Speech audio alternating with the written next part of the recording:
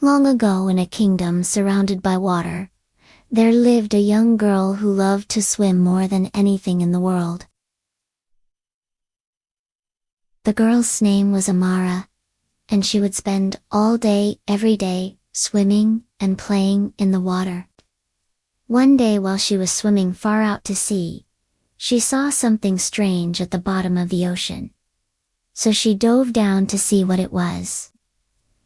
It was a beautiful seashell that shimmered with all the colors of the rainbow. As she picked it up, she heard a magical voice that said, "Whoever wears this shell can breathe underwater." Mara quickly put the shell on her head and she was very happy. Because now she could breathe underwater as long as she wore the shell. From that day on, Mara spent even more time in the water than before. She played with colorful fish, rode on the backs of turtles and even made friends with a grumpy old sea turtle named Shelly. One day, Mara was swimming near the surface of the water when she heard some splashing and giggling. She surfaced and saw 3 dolphins jumping and playing in the waves. They were the most beautiful creatures Mara had ever seen. Their skin was smooth and sleek. Their eyes were bright and curious, and their smiles were infectious. But they weren't just any dolphins. They were royal dolphins from the underwater kingdom of Lumora, and they were looking for someone special. "Hello!" Mara called out to them. "Hi there," one of the dolphins replied. "I'm Finnegan. This is my sister Coral and our brother Reef. What's your name?" "My name is Mara," she said. "And I live in the castle on the hill over there." "We know who you are," Coral said with a big smile. "We've been watching you swim around for a long time. You seem like a kind and gentle soul and we need your help." "What kind of help?" Mara asked. "Well," Reef said, "we're looking for someone to be the new ruler of our kingdom. Our king and queen have been searching for a successor for years, and they believe you might be the one." "Me?" Mara exclaimed. "But I'm just a simple village girl. I don't know anything about ruling a kingdom." "That doesn't matter," Finnegan said. "You have a kind heart, and that's all that matters. Please come with us so we can introduce you to our parents." "Okay," Mara said, a little nervous but mostly excited. They swam to the bottom of the ocean where a magnificent coral castle awaited them. Mara had never seen anything like it. There were colorful fish everywhere, beautiful coral formations and sparkling jewels. As they approached the throne room, they heard the sound of angry voices. "What is all this talk about succession? We've already chosen our heir. But they're just a human. They don't belong in our kingdom. It doesn't matter if they're a human or not. What matters is that they have a kind heart and are willing to help others. That's what makes them a good ruler." Just then, Mara walked into the throne room, and all eyes turned to her. "Your Highness," the dolphins greeted her. "Welcome to Lumora." "Thank you," Mara replied, a little intimidated by all the attention.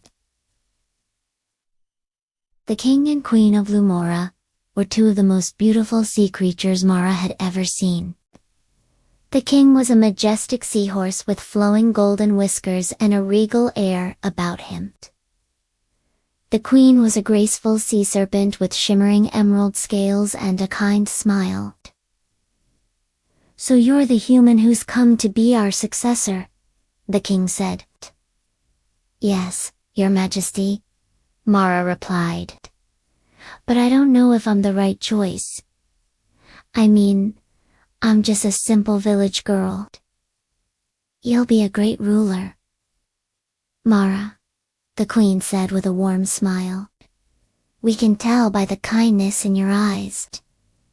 Thank you. Mara blushed. Suddenly, a loud crash echoed through the throne room, and everyone gasped. What was that? Mara asked, startled.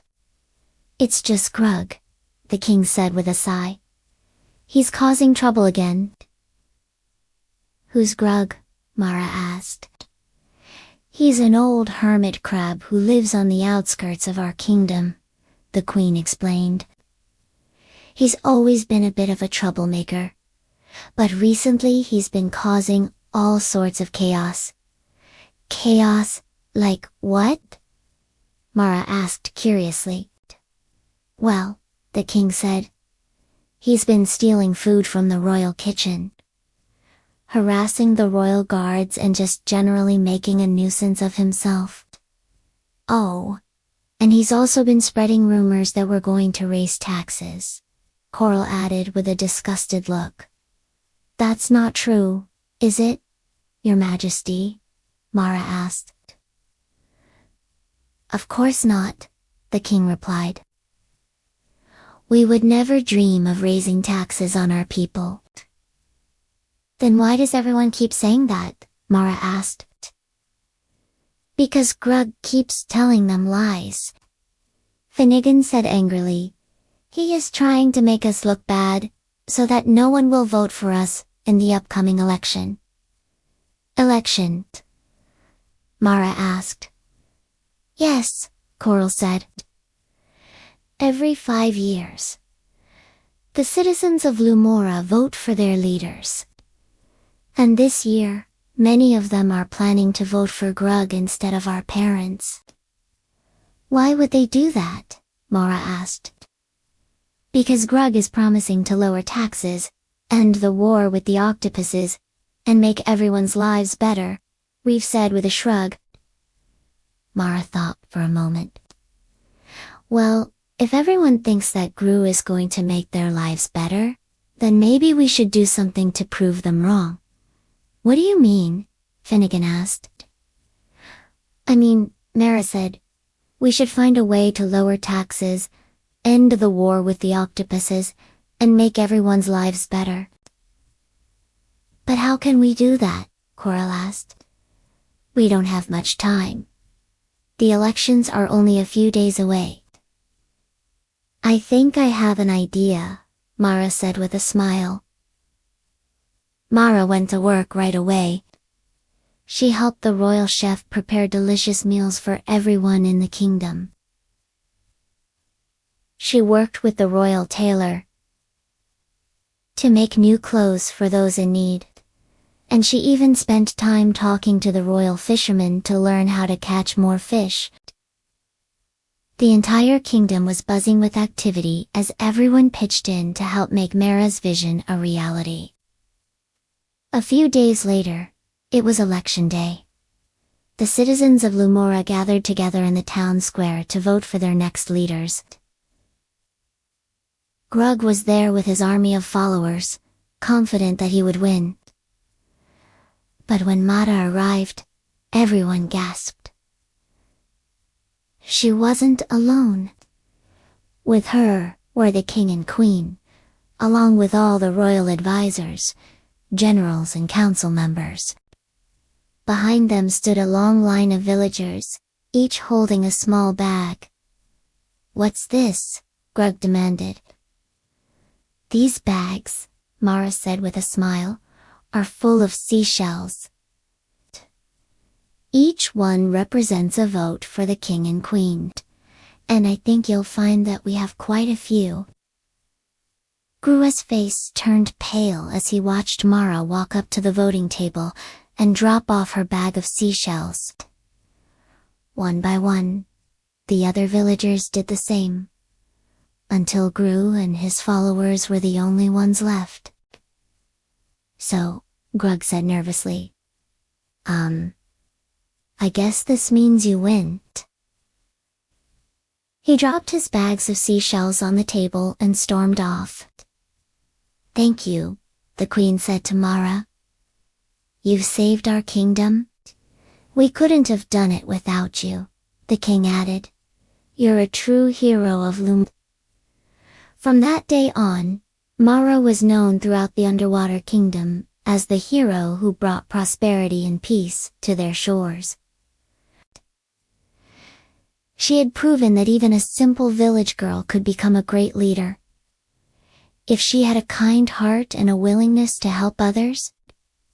And so the legend of Mara, the girl who lived in a shell, was passed down through the ages, reminding the citizens of Lumora and all who heard it that true greatness comes not from power or prestige, but from kindness and compassion.